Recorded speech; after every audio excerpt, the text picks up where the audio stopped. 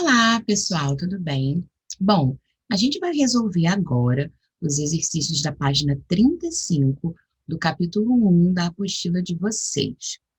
A questão número 20 fala assim: as diversas substâncias químicas presentes na natureza podem ser constituídas por uma ou mais substâncias, denominadas misturas de substâncias. Algumas dessas misturas evidenciam que, em sua composição, há mais de uma substância, outras não. Considerando o que foi apresentado, responda: a água da torneira é uma mistura homogênea, uma solução ou uma substância? Justifique sua resposta.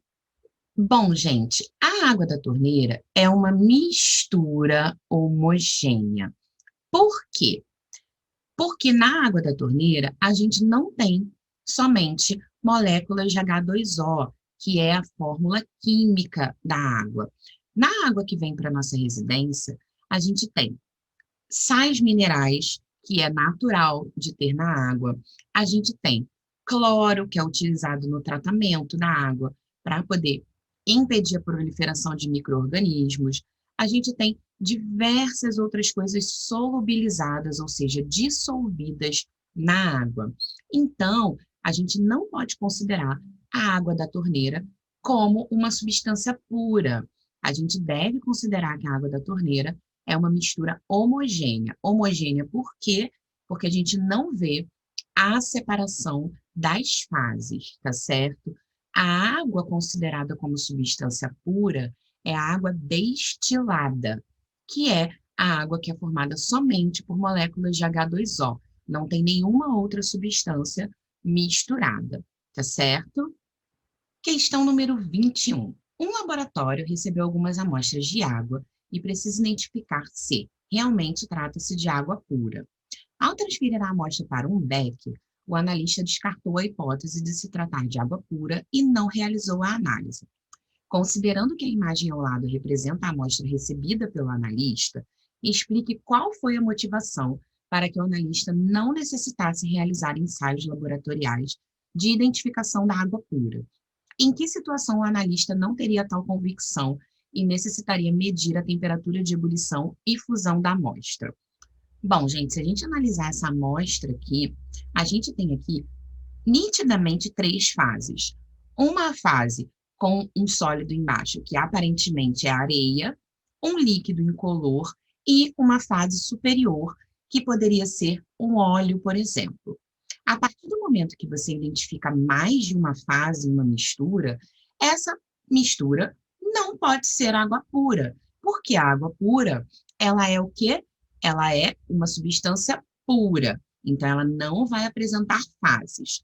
A única situação em que o analista não conseguiria afirmar que isso aqui não é água seria se a imagem apresentada fosse de uma mistura homogênea ou uma solução, como, por exemplo, se ele visse somente um líquido incolor.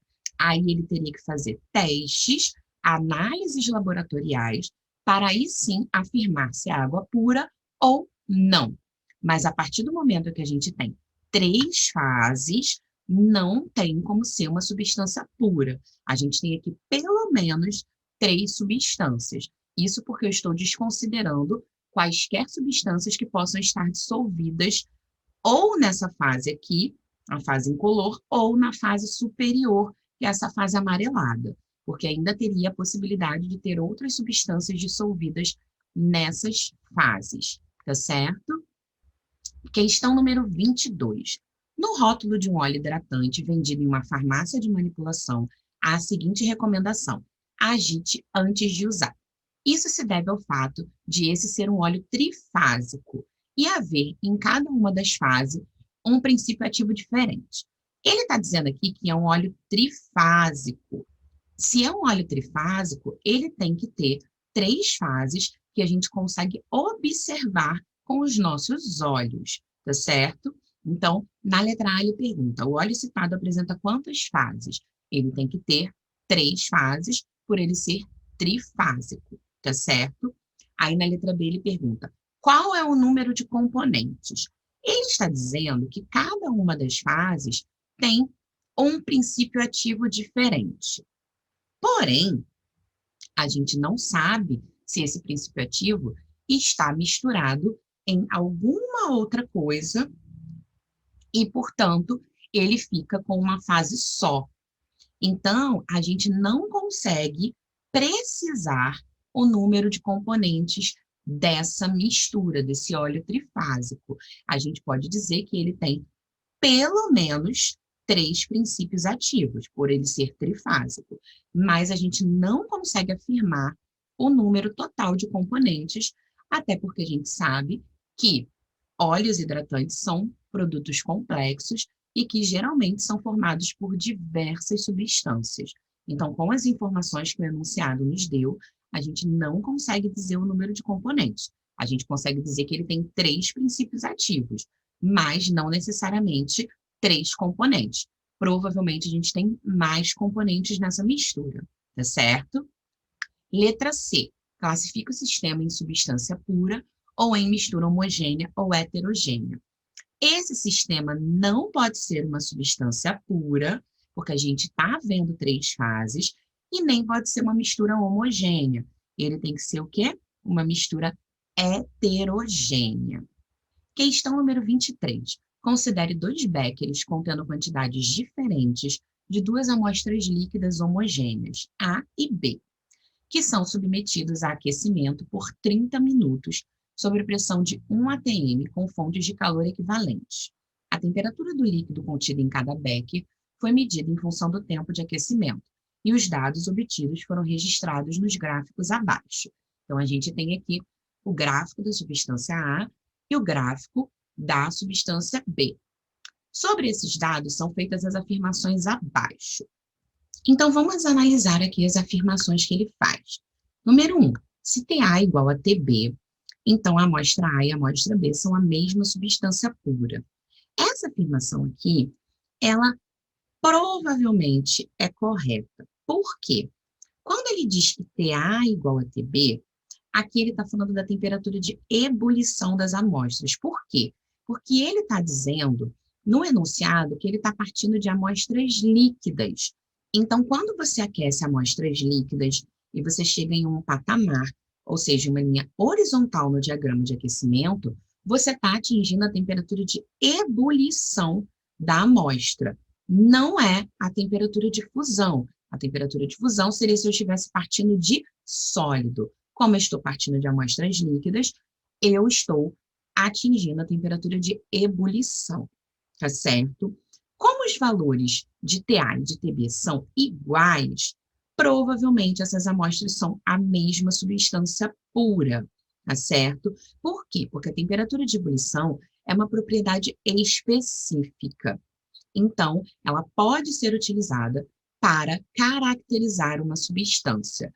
Pode acontecer de 2 substâncias terem temperatura de ebulição igual? Pode, mas aí as outras propriedades serão diferentes, como a fusão ou até a densidade dessas amostras, tá certo?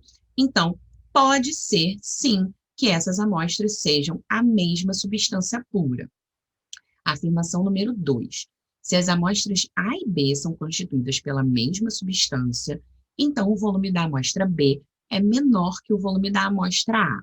Bom, se a gente olhar o gráfico, a amostra A eu estou demorando 20 minutos para atingir a ebulição e a amostra B eu estou demorando 10 minutos. Então, como as temperaturas de ebulição são iguais e o que está diferenciando é o tempo que eu demoro para chegar até elas, então sim, eu posso considerar que eu tenho um volume maior da amostra A do que eu tenho da amostra B. Então, a afirmação 2 também está correta. A afirmação 3. A amostra A é uma mistura em que o líquido predominante é aquele que constitui a amostra B. Essa afirmação eu não tenho como dizer que está correta. Por quê? Se eu considerar que a amostra A é uma mistura, ela até poderia ter a ebulição como uma linha horizontal, se ela fosse uma mistura azeotrópica. Porém, a amostra B, eu não tenho como dizer que faz parte da amostra A. Por quê? Quando a gente tem uma mistura azeotrópica, a temperatura de ebulição da mistura azeotrópica, ela não é nem igual à da substância A, nem igual à da substância B. ela vai ser um meio termo entre as duas. Então, considerando que eu estou misturando substância A e substância B, fazendo uma mistura azeotrópica, a temperatura de ebulição vai ser intermediária entre as duas substâncias, e não igual como está sendo representado aqui. Então, a afirmação 3, eu não posso dizer que é verdadeira. Ou seja, somente as afirmações 1 e 2 estão corretas, tá certo?